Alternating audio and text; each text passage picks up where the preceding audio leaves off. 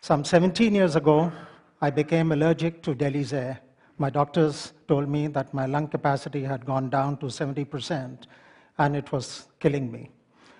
With the help of IIT, TERI, and learnings from NASA, we discovered that there are 3 basic green plants, common green plants, with which we can grow all the fresh air we need indoors to keep us healthy. We've also found that you can reduce the fresh air requirements into the building while maintaining industry indoor air quality standards.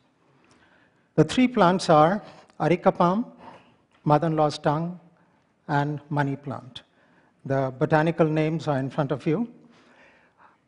Areca palm is a plant which removes CO2 and converts it into oxygen. We need 4 shoulder-high plants per person, and in terms of plant care, we need to wipe the leaves every day in Delhi, and perhaps once a week in cleaner air cities. We have to grow them in vermi manure, which is sterile, or hydroponics, and take them outdoors every 3 to 4 months. The second plant is mother-in-law's tongue, which is again a very common plant, and we call it a bedroom plant because it converts CO2 into oxygen at night.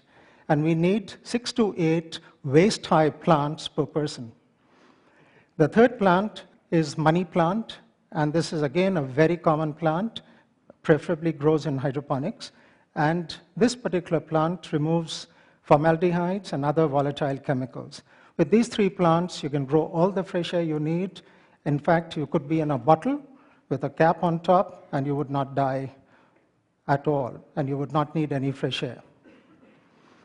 We have tried these plants at our own building in Delhi, which is a 50,000 square feet, 20-year-old building, and it has close to 1,200 such plants for 300 occupants. Our studies have found that there is a 42% probability of one's blood oxygen going up by 1% if one stays indoors in this building for 10 hours. The government of India has discovered or published a study to show that this is the healthiest building in New Delhi. And the studies show that there is compared to other buildings, there is a reduced incidence of eye irritation by 52%, respiratory systems by 34%, headaches by 24%, lung impairment by 12%, and asthma by 9%. And this study has been published on September 8, 2008, and it's available on the Government of India website.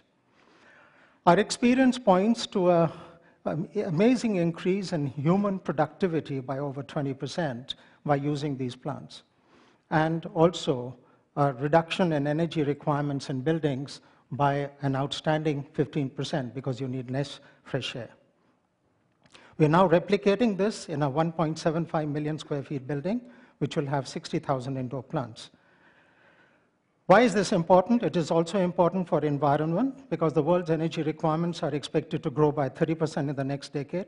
40% of the world's energy is taken up by buildings currently, and 60% of the world's population will be living in buildings in cities with a population of over 1 million in the next 15 years. And there is a growing preference for living and working in air-conditioned spaces. Be the change you want to see in the world, said Mahatma Gandhi, and thank you for listening.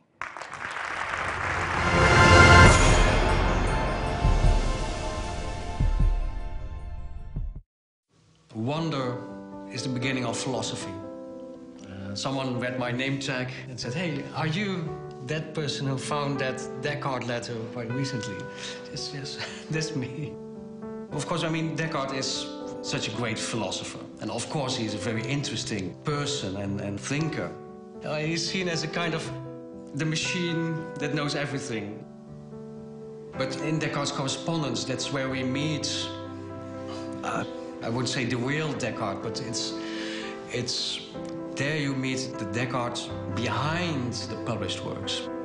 That puts Descartes' philosophy and his works in a different light. In our research, we're looking for certain kind of data, so we have to go through thousands and thousands of letters. At times we've stumbled on things which are really, well, you stumble upon gold. I had done working, I was home alone, I had a beer next to my computer, and I thought, well, it's been a long time since I did my regular search for Descartes and autograph letters. Then I saw the top 10 hits, and I immediately noticed that number 9 was new. Because, well, after all those years, I know the first 50 hits by heart. All of a sudden, my screen was filled with Descartes' handwriting. The librarian of Hereford College put a PDF file of the collection on the internet. That letter had been missing, and nobody knew where that letter had gone. It's a terrific find. It's very exciting material. In those days, if you wanted to know more about science, about philosophy, you wrote to Descartes. But nowadays, well, you don't have to. You can just type in your questions.